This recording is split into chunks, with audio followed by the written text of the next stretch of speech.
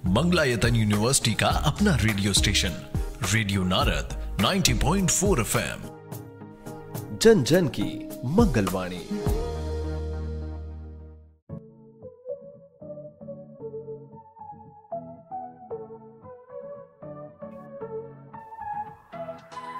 स्वागत है दोस्तों रेडियो नारद 90.4 FM से। मैं हूं आपके साथ आरजे याशी और प्रोग्राम शुरू हो गया है मंगलवाड़ी। जी हाँ दोस्तों, जिसमें मैं आपको नई हस्ती, नई शख्सियत या फिर कहे कि नए मेहमान से मिलाती हूँ। फिलहाल आपको जानकर खुशी होगी कि मेरे साथ एक ऐसी कैंडिडेट मौजूद हैं जिन्होंने एनसीसी की ट्रेनिंग ली है, आरडीसी भी किया हुआ है और आज अपने सपनों के बहुत करीब हैं और बहुत कुछ हासिल करना चाहती हैं। फिलहाल बिना देरी किए हम उनसे बात करते हैं, उनके बारे में जानते हैं और शुरुआत करते हैं उनके नाम से। आपका नाम क्या है? मैम चारू शर्मा। चारू, कहाँ से आप बिलोंग करते हो? मैम यही अलीगढ़ से। ओके, अब हम बात करते हैं आपकी ड्रीम्स की। तो आपने बचपन से क्या सपना देखा था? कुछ अपने सपने के बारे में बताएं। To be very honest ma'am, I was always wanted to be like you. like a radio jockey. Yes ma'am, radio jockey. क्योंकि my father was in railway, तो मैं उनके साथ जाती थी ना, तो जैसे आपने सुना है कि ट्रेन पे कहते हैं ना कि प्लेटफॉर्म नंबर 1, 2, 3, 4 पे आने वाली, तो वहाँ से मुझे लगा कि ये कौन बोलता है, किसकी आवाज है ये, और ये मतलब क्या है। मैम वो बहुत ही अट्रैक्टिव था। Then I started listening radio, तो वो मुझे बहुत पसंद आता था। स्टार्टिंग में मैं 94.1 करंट एफएम, 92.7, तो 104.9 ये सारे एफएम्स को मैं सुनती थी। तो फिर धीरे धीरे I developed interest in it and I wanted to be like this. लेकिन फिर मेरा इंटरेस्ट पेंटिंग में भी गया जी, तो मैंने पेंटिंग को भी बहुत अच्छे से डेवलप किया, काफी अच्छा ग्रो किया उसमें। और उसके बाद now I am doing graduation ma'am, and graduation in which field? Graduation in arts. Okay, yes ma'am. And painting ma'am मुझे काफी ज्यादा पसंद है। ओके, अभी बात करें आपकी एनसीसी से रिलेटेड, तो आपका एनसीसी में एंट्री कैसे हुई, क्या सोच के हुई, और जैसा एनसीसी कैडेट आप बने उसके बाद आप आरडीसी बने, तो वो सफर क्या रहा? एनसीसी का मैम कुछ ऐसा था कि मुझे तो पता ही नहीं था एनसीसी के बारे में। मेरे फ्रेंड्स लेने गए एनसीसी, तो उन्होंने कहा चलो तुम भी लेने चलो। ठीक है। अब यहाँ क्या हुआ कि मेरा सिलेक्शन हो गया और मैं तो सिर्फ ऐसे ही गई थी और वो रह गए और मुझे फंसा दिया एनसीसी में। अब मुझसे रनिंग कराई। आई वाज अ 25th, मतलब 25 गर्ल्स वहाँ रनिंग के लिए भागी and I was a 25th one. इतना सबसे लास्ट आप आए थे? Yes ma'am. फिर उसके बाद देन आई स्टार्टेड सिंगिंग, मैंने पेंटिंग दिखाई, उसके बाद मेरा एनसीसी में सिलेक्शन हुआ। ठीक है। देन फिर आईबीसी कैंप किया और फिर उसके बाद आईजीसी किया। और इंटरेस्टिंग बात ये है कि मैम मुझे पेंटिंग में है इंटरेस्ट, और मैं एनसीसी में भी मैम जो आरडीसी मैंने किया वो फ्लैग एरिया से किया। और आईबीसी में मेरा सिलेक्शन फ्लैग एरिया से हुआ ही नहीं था। ऐसा क्यों? क्योंकि मेरा मैम जो फ्लैग एरिया हमारा बना था वो बहुत अच्छा नहीं था, खराब था, मतलब इतना भी कह सकते हैं फर्स्ट टाइम था जी, तो वो बहुत अच्छा नहीं था। तो मेरा सिलेक्शन वहाँ से बिल्कुल नहीं हुआ। मेरा सिलेक्शन हुआ सिंगिंग के बेसिस पे। तो उसके बाद एनसीसी में सिलेक्शन के लिए कोई ना कोई टैलेंट आप में होना कंपलसरी है, तभी सिलेक्टेड आप हो पाते हैं। You have to be all rounder. और कोई एक ऐसी क्वालिटी, क्योंकि एनसीसी जो है ऑलरेडी आपकी पर्सनैलिटी को डेवलप करता है। ठीक है। तो काफी सारा डेवलपमेंट आपको वहीं मिल जाता है। लेकिन कुछ चीजें ऐसी होती हैं जिन पे आपको खुद वर्क करना है। कितने टाइम की लगभग ट्रेनिंग रही आपकी एनसीसी की? मैम 2 साल की होती है। ठीक है। और अगर आप जेडब्ल्यू वगैरह में करते हैं तब भी उसमें भी 2 साल की होती है। और अगर सीनियर विंग में है तो 3 साल की होती है मैम। ओके, किस तरह की एक्टिविटीज आपको करवाई गई एनसीसी में? लाइक बात करें हम ट्रेनिंग की, तो किस किस चीज के लिए आपको ट्रेन किया गया? ट्रेनिंग में तो मैम ड्रिल कराते हैं, ठीक है, रनिंग कराते हैं, काफी रगड़ा देते हैं। और ma'am refreshment is the best part of NCC. मतलब किस तरह का रिफ्रेशमेंट मिलता था? रिफ्रेशमेंट तो मैम ऐसा होता है ना, जैसे किसी को बहुत मारा और फिर उसको प्यार से सहला दिया, लाइक माँ की तरह। एक जैसे मदर करती है कि बच्चों को उनकी गलती पर तो मार देती है, लेकिन फिर बाद में पुचकार लेती है कि मेरा बच्चा है। तो यस मैम, बिल्कुल रिफ्रेशमेंट इज लाइक दैट। तो ट्रेनिंग कराते हैं और बहुत सारी एक्टिविटीज होती हैं, जैसे poster competition, singing competition, debate competition, बहुत सारी चीजें एनसीसी में होती हैं। मैंने तो सुना था एनसीसी की ट्रेनिंग के दौरान स्टूडेंट के इमोशंस खत्म कर दिए जाते हैं, उसको प्रॉपर ट्रेनिंग दी जाती है, उसको रगड़ा जैसे आपने वर्ड यूज किया, रगड़ा जाता है उसको सब कुछ। मतलब लाइक अगर वो बीमार भी नहीं, आप ट्रेनिंग पर आओ, आप करो, तो वो मैंने तो कुछ ऐसा नेगेटिव सुना था। नहीं मैम, ये तो बिल्कुल नेगेटिव है। इवन इमोशन तो बहुत ज्यादा डेवलप हो जाते हैं, क्योंकि आपको रगड़ा साथ में दिया जाता है। तो यूनिटी डेवलप होती है। अच्छा, अगर हमने कुछ गलत किया तो हमारा जो पनिशमेंट है वो इनको भी मिलेगा, तो हमें इसके लिए भी बच के रहना होता है। तो एक यूनिटी वाला कि अच्छा, तो क्या वहाँ पे ऐसे कुछ ग्रुप्स बने होते हैं?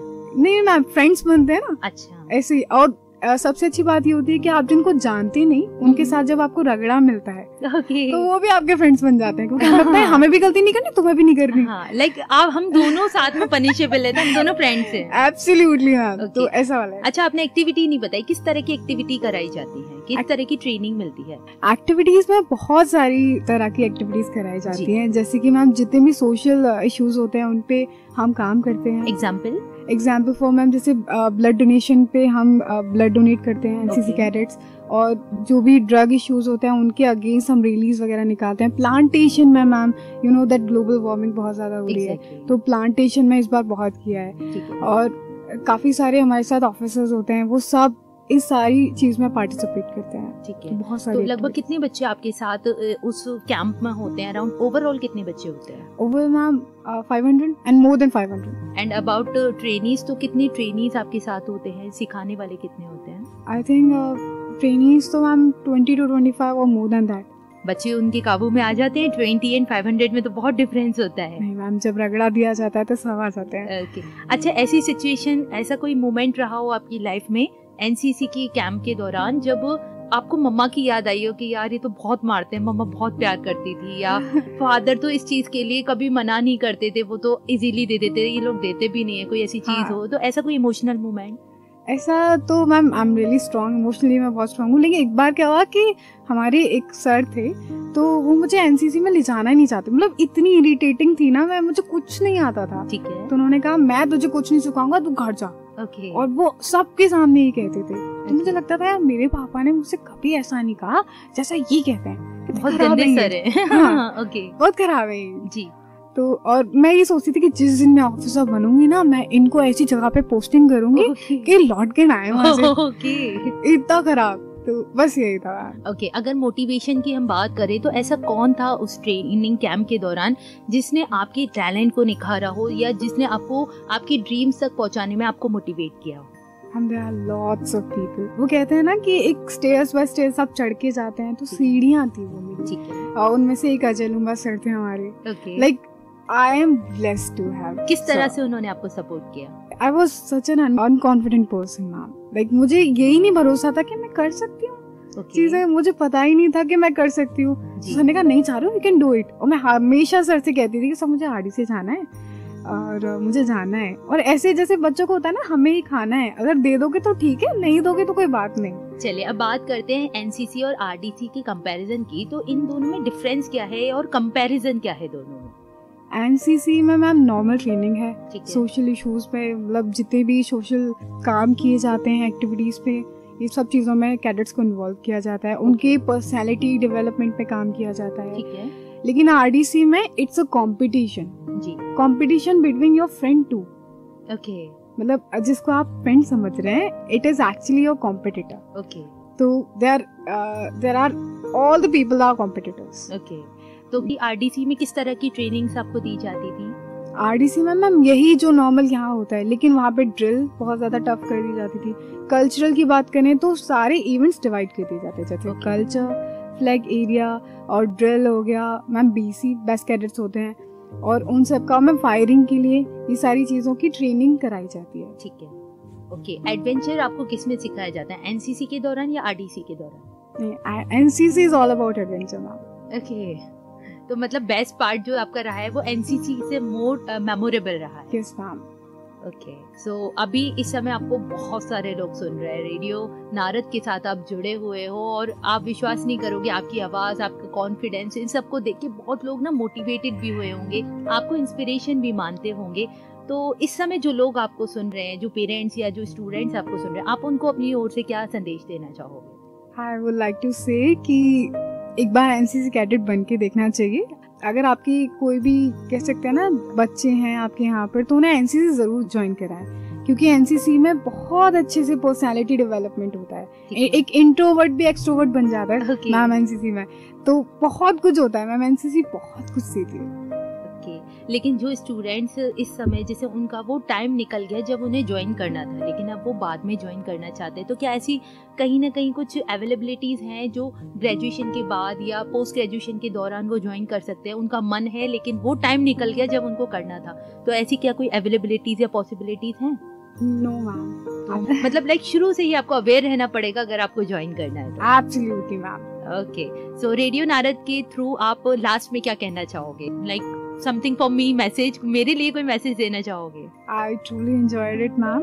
और कहते हैं ना वो बचपन का सपना पूरा हो गया, एक रेडियो जॉकी बनने वाला, एक रेडियो पे बोलने वाला। जी जी जी। तो I finally got it ma'am. Finally मतलब लाइक अब आपका ड्रीम पूरा हो गया। अब जिंदगी से कुछ नहीं चाहिए। I am satisfied. Okay, so thank you so much Charu, मुझे रियली बहुत अच्छा लगा and I really feel blessed कि मैं आपके सामने हूँ, मैं आपका एक इंटरव्यू ले रही हूँ and finally this is a non scriptable interview. तो मुझे भी विश्वास नहीं हो रहा है इतना अच्छा सा इंटरव्यू गया है। So I really thankful of you. Thank you. Thank you. इसी के साथ दोस्तों आज हम सुन रहे थे चारू को ओनली ऑन रेडियो नारद पर, जिन्होंने अपने एक्सपीरियंस, अपने इमोशंस, अपने मोटिवेशन साझा किए कि उनको एनसीसी और आरडीसी कैंप के दौरान क्या को सीखने को और देखने को मिला। फाइनली उनकी आवाज से, उनके अंदाज से लगा वो कितनी एक्साइटेड है। इसी के साथ आपके सामने और बहुत सारे कैंडिडेट्स को मैं लेकर आती रहूंगी ओनली ऑन रेडियो नारद पर मंगलवाणी के शो में। फिलहाल मुझे यानी आरजे याशी को दे इजाजत। रेडियो नारद 90.4 FM, जन जन की मंगलवाणी।